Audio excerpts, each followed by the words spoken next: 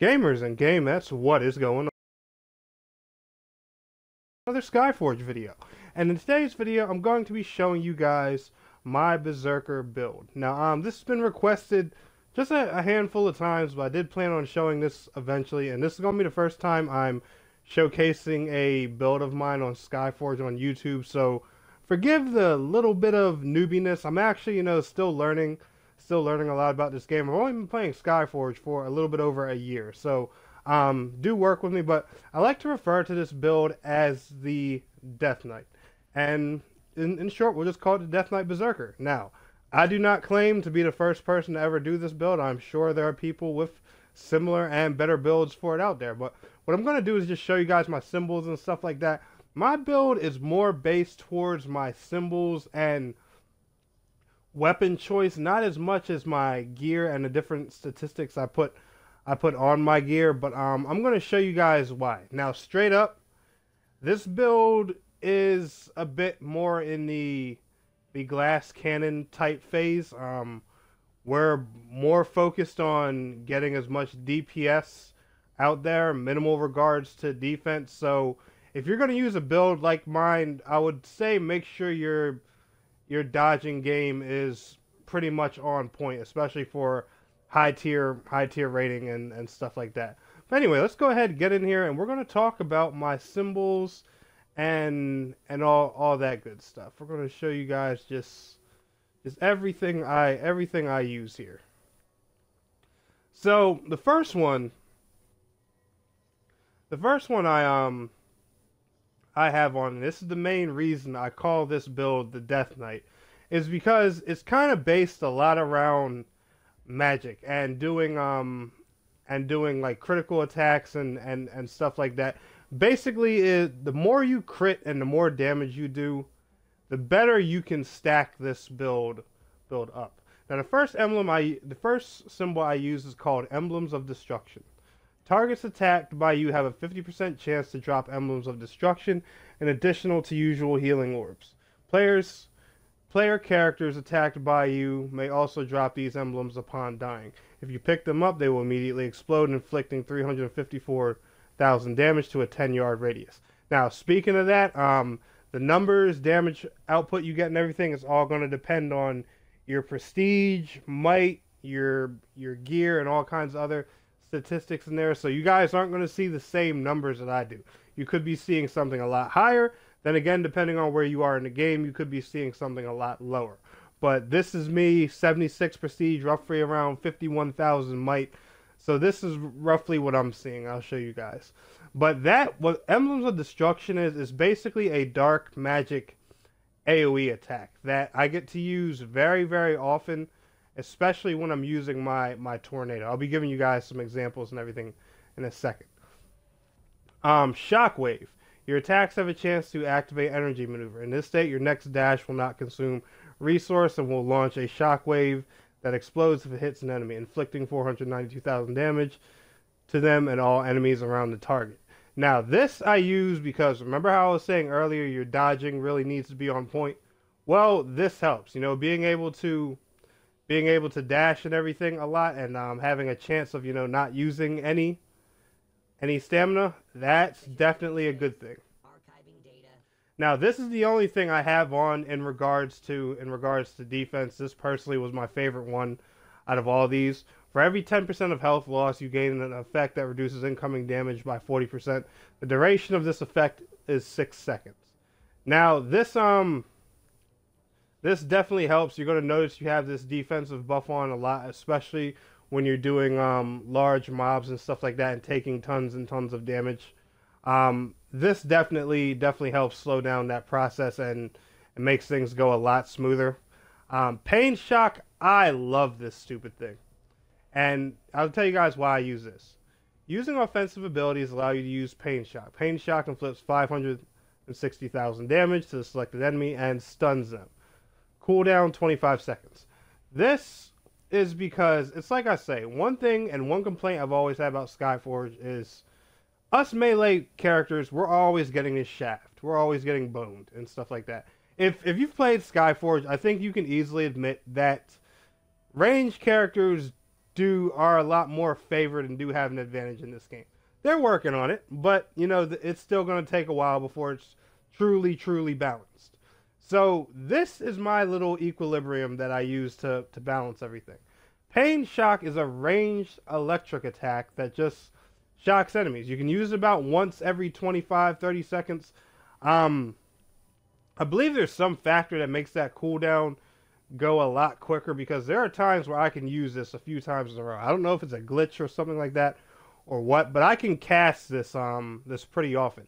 And it's the ranged attack. So for those times, you know, where you're in a distortion and stuff like that and it's just impossible for you to get close, well, this helps you. And it does really good damage, and it can stun enemies easily. And you guys know the Beserker is all about, you know, stunning, knocking enemies to the floor and stuff like that. It goes right along with the build. It flows right along, at least in my opinion. We're moving on to my next symbol, defense mode. This is just one for the companion. They put up a shield that can help you or your allies. This is the other defensive one I have. I completely forgot about this one, so sorry. I actually have two defensive ones. Crushing Aura. This is another good one too. Your attacks using a special weapon have a certain chance to inflict 128,000 damage to the enemy with energy discharge. You and your allies affected by the support aura may also inflict this damage regardless of whether you have a special weapon or not. This is just an amazing buff. I love this thing. So this one's really good to use. It can help increase DPS from just you, your group, all that stuff. It definitely helps, especially, you know, with that AoE damage I was talking about and all that fun stuff. And then Collapse. Energy Discharge also inflicts 207,000 damage to the affected target over 4 seconds. So when you combine Collapse, Shockwave, and Crushing Aura, they're a pretty damaging combo. Now, last but not least, my last symbol is Laertes' Sword. For those who don't know, you have a choice between Laertes and Iana's. I honestly like them both. I like Laertes a bit more just because it has more range, and it also helps you with defense. You do take less damage with that too. I believe it says it somewhere. Yeah, this weapon reduces incoming damage by 35%. It has 200 charges, 3 abilities. Now, mostly when I use this, I'm either using its spin attack, or I use the cataclysm leap, because chances are, especially if you're fighting a mob, it's pretty much going to one-shot everything around you, because 90% of the time this thing crits. When I hit with it, it's doing way more than 466k or 768k.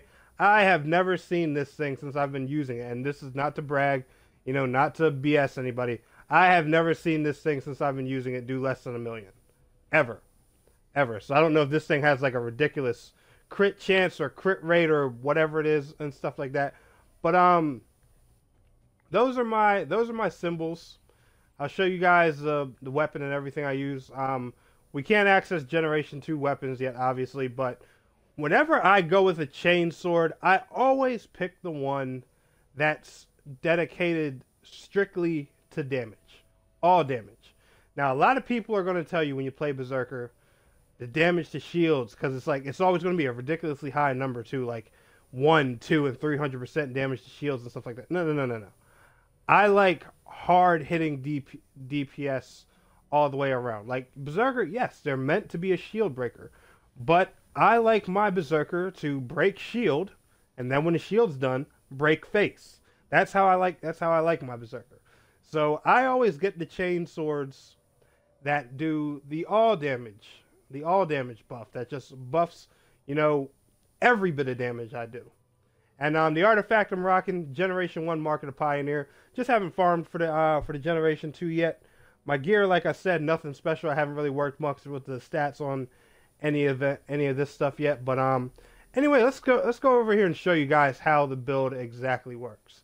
Now, I always do my opener, like I say, buff up a bit, do my nice little spin top thing. And usually there should be these little purple symbol orbs that drop out. And of course, and there you guys can see my little ranged lightning attack that I told you about. And oh, I thought I had the finisher. Guess not. And of course, the little purple orbs do not show up in the training area. How convenient. So what we're going to do is we're going to go actually find ourselves some enemies so I can show that to you guys. We're going to go just do ourselves a little quick run here of something so y'all can take an honest look.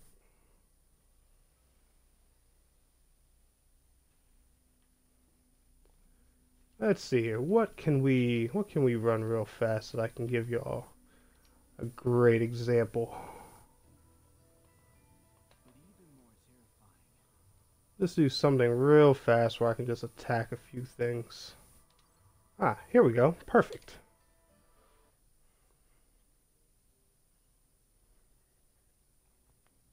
Now, what's supposed to happen when I attack, what you guys are going to see here in a minute, is those symbols are supposed to drop. And they drop very frequently. Like I told you, every time I hit an enemy, there is a 50% chance that one will drop. Alright, and this is a really interesting glitch. Alright, thank you for letting me free. Like, for example, we'll take this nice pretty mob right here. I'm going to try and get a little bit of a big group of enemies just so you guys can see. Like, I want a big chunk, you know, so we can just, you know, show you guys what we'll work with. Here we go. This will do it. You guys probably looking at me like I'm crazy, but just trust me. It's going to hurt. Yeah, it's going to hurt. But let's spin our top up here. Get our swirly going. You guys see these symbols? They just fire out AoE damage like crazy. And as you guys can see, it makes the mobs just really simple to kill. I'll show you guys again. Got another nice little group right here.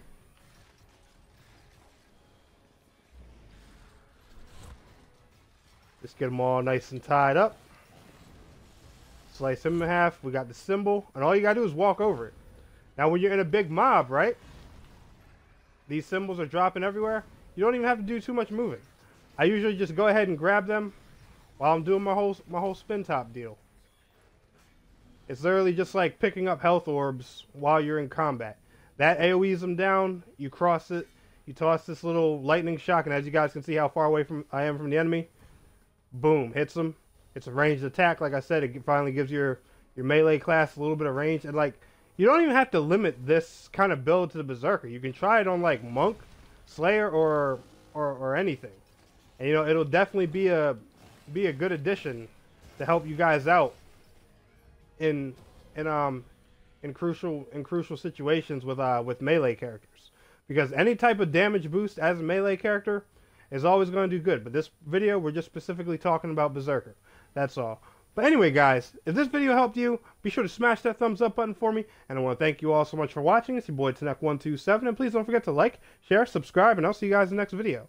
Till next time, peace out, take care.